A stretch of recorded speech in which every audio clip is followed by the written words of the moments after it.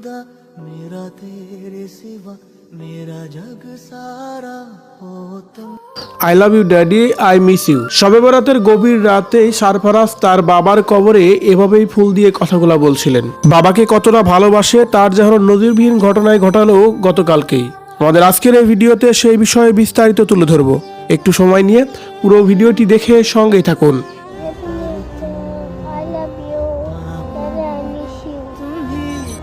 ছোট্ট এ সারফারাজ তার জীবনের থেকেও বেশি ভালোবাসে তার বাবাকে। যদিও এই বয়সে বাবা নেই পৃথিবীতে, এই বুঝটা তার মধ্যে এখনো আসেনি। বাবা যে না ফেরার দেশে একেবারেই চলে গেছে এটুকু মনোভাব তার মধ্যে যেন নেই। সারফারাজ যেটা জানে সেটা হলো তার বাবা আল্লাহর কাছে চলে গেছে, আবার সুস্থ হলে নাকি এই দুনিয়ায় ফিরে আসবে তার কাছে। আর এমন মনোভাব নিয়েই দিনের পর দিন রাতের পর রাত নিজ বাসায় কাটায় সময়। কিন্তু এদিকে দেখা গেল ভিন্ন চিত্র। গতকালকে শবে বরাতের রাতেই সারফারাজ তার বাবার কবরে ফুল দিতে গেছে। মূলত এই ভিডিওটি আপলোড করেছে রুবায়েত ফাতেমা তনির বোন। যে ভিডিওতে দেখা যায় সারফারাজ, রুবায়েত ফাতেমা তনির বোন এবং বোনের স্বামী তারা সবাই কবরস্থানে গিয়েছে ফুল দিতে। সারফারাজ তার নিজের হাত দিয়ে ফুল দিচ্ছেন।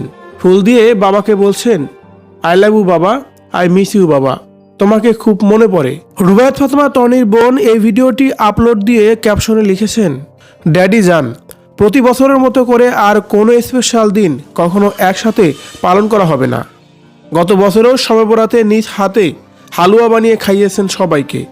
কই চলে গেল আমাদের সেসব দিন? এভাবে যেন আবেগে আপ্লুত হয়ে কথাগুলো বলছিলেন রুবায়েত ফাতেমা তনির বোন। সো ভিউয়ার্স, ছোট্ট এই শিশু সারফারাজ তার বাবাকে অনেক বেশি ভালোবাসে। আর এই ভালোবাসার জন্যই গভীর রাতেই বাবার কবরেই ফুল দিতে গিয়েছে এই ছোট্ট শিশুটি। সারফারাজকে নিয়ে যদি আপনার কোনো মতামত থেকে থাকে কমেন্ট করে জানিয়ে দিন কমেন্ট বক্সে। ধন্যবাদ পুরো ভিডিওটি দেখে সঙ্গে থাকার জন্য।